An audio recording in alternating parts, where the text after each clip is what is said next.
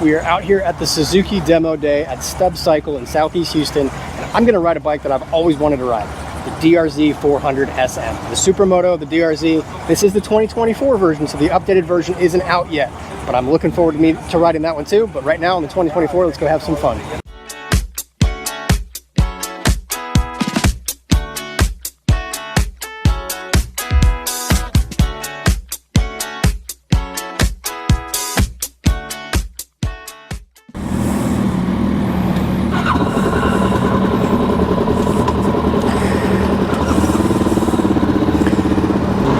Today we are riding the cult classic DRZ400SM. I have never ridden the DRZ400. It is one of those bikes that I've always looked at and been like, man, that is such a fun looking bike, but I've never had a chance to ride one until today. Out here at the Suzuki Demo, I figured I'd take the chance, jump on it, and let you guys know what my first thoughts are. Now, I do have experience with supermotos. I have a KLX 250 that's a supermoto that I take to track days and whatnot. This is a bigger engine than the 250 that I have, but it is still carbureted. It is still an old, antiquated bike. The gauges, displays, everything's basic on this bike. Look, even the key is a very, very crude basic key. But this bike has finally been given an update for 2025. This is not that bike. This is the 2024 version. So I wanted to take a chance to ride this last one. For all those of you who are in the market of the used versions, because I'm sure you will see those hitting the market as the 2025s come out. This is a hoodlum bike, this is a hooligan bike, this is a cruising around town bike. This is something that you can have a blast on. There is nothing flashy about this bike other than how you ride it. That's a flashy bike right there. But this bike has a metal tank, it has a key in the gas cap, much like regular street bikes, 17-inch wheels, front brakes, back brakes, manual clutch. This is a bare bones bike. This is cool. There doesn't appear to be any adjustments on the suspension. There might be some compression adjustment there. Tiny little mirrors. The foot pegs are a metal cleat with a rubber insert to help with the vibrations.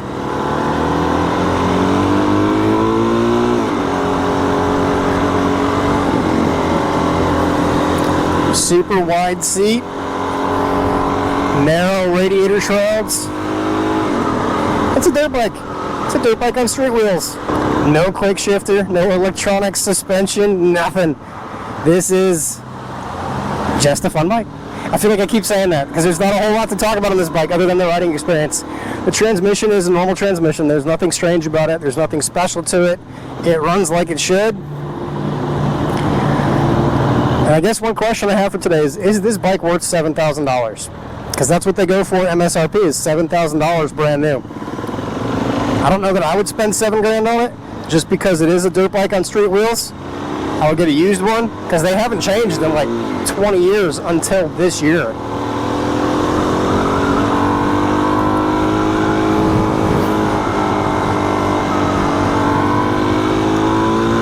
So if you go pick up a 2007 versus a 2023, there's going to be very minor differences.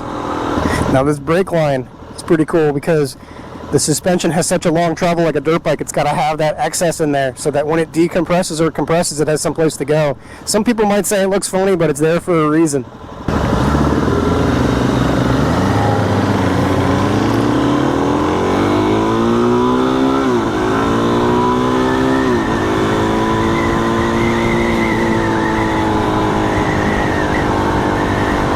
It's fun. This is a fun toy. I don't know that I can have this be my primary bike for my type of use case because highway speeds are not that great. We'll see what it does on the highway towards the tail end of the ride. But as a 400, it should be better than my 250 on the highway.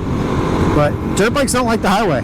And when I say highway, I'm talking like true highways in Texas where the speed limits are like 60, 65 miles an hour.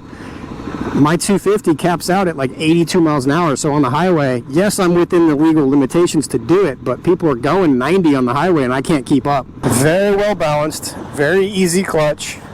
could win a lot of slow races on this bike. It does not have the snap of, say, a 450cc dirt bike. I feel like the torque and the power curve is different than the dirt bike. This is a lot more linear, which makes it easier to ride on the street, but I think if you were to put like a 450 dirt bike on the street, it would be a wheelie monster. This is great for wheelies, don't get me wrong, but this does not have that like bite, the snap back of my dirt bikes that I ride. So you can see the cleats down there. Ooh, they got the voltage regulator mounted on the side that is completely exposed. Suzuki has, at least in the previous years, had issues with the charging systems where they overheated. So having it totally exposed there is a good idea. This does still have a steel frame and steel subframe. There are two versions of the DRZ400. This is the SM. There's also the S, which is the Enduro version, which has a 21-inch front wheel and off-road tires. That's the kind of bike. It still has a street title to it. You can ride it on the roads. You ride it to the trails and just go bomb the single-track trails with it. This bike, you probably could take it off-road. I don't know that I would take it off-road. Maybe every now and again, just for fun. Bouncy, bouncy, bouncy. Of the other bikes that I've ridden today, I've done a few different demo rides today. I'd say this one is the one handling these bumps the best because of that long travel suspension and also the super thick seat that I've got. I would love to get my hands on one of these to take it to the kart track and do a side-by-side comparison of the KLX 300 to the DRZ400, because that's Kawasaki's competitor and it's a smaller displacement, but those are the primary competitors in this market right now. You've also got some of the Husqvarnas and KTMs. KTM did in 2025 just announce that they're going to have a small supermoto with a 390, which would be an even better competitor to this. That's a bike I'm very interested in riding because I love the Duke 390 and the RC 390, and to put it into a supermoto platform is even cooler. Oop, I've got emergency lights behind me. See them in my mirror. The mirror is actually pretty functional. Not a whole lot of vibrations coming through into the mirror. I wasn't really coming into this expecting it to be like a world-changing, life-changing experience on this bike, and I was right. But this is a fun motorcycle. This is a bike I could see in my garage because of the fun factor.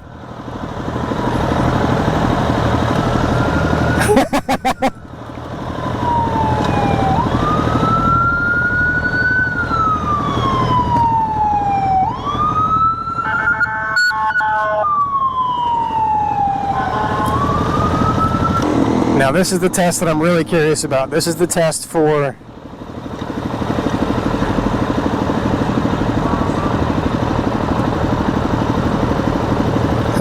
we got a good Samaritan in our riding group. This car has a completely flat rear tire. She had no idea. He tapped on her window just to let her know. And I sincerely hope she's not planning on getting on the highway. She is not. Good.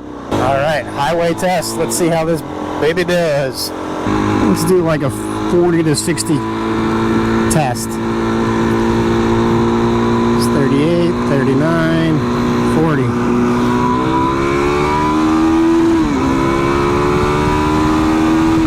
Not bad. Holds pretty well at 60. 65 is pretty manageable as well. I can't test true highway speeds because we've got too many cars around us, but I can cruise at 60 pretty well. I have no idea what RPM I'm at because there's no tachometer, but I think I'm only in 4th gear right now.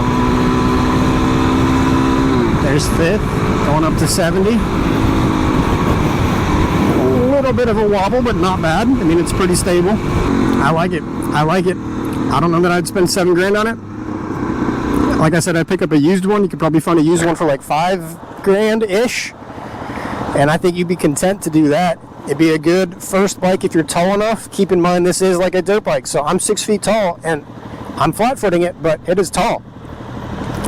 I'll put up the seat height measurements here and the weight measurements, but this is like I can decompress the suspension by standing, but I cannot get my butt off the seat. That's how high it is. You could do the side straddle if you're shorter. Keep one foot up on the brake and then your left foot down on the ground. Gives you a little bit more clearance. I love the old school gauges. Very reminiscent of like the early 90s It's a very rideable bike, a very linear power curve, very easy to learn to ride on. I think this would be a great first track bike for somebody, honestly. My first experience with the DRZ400 has been a positive one. I like it. I'd recommend it for people. I think it's a fun bike. If you get a chance to ride one, do it. If you're looking for a fun toy, pick one up. I can imagine this would be great on a supermoto track. As always, big shout out to Suzuki for bringing these demos out here and giving us a chance to ride bikes we might not have a chance to do. Fun stuff. I liked it. That was fun.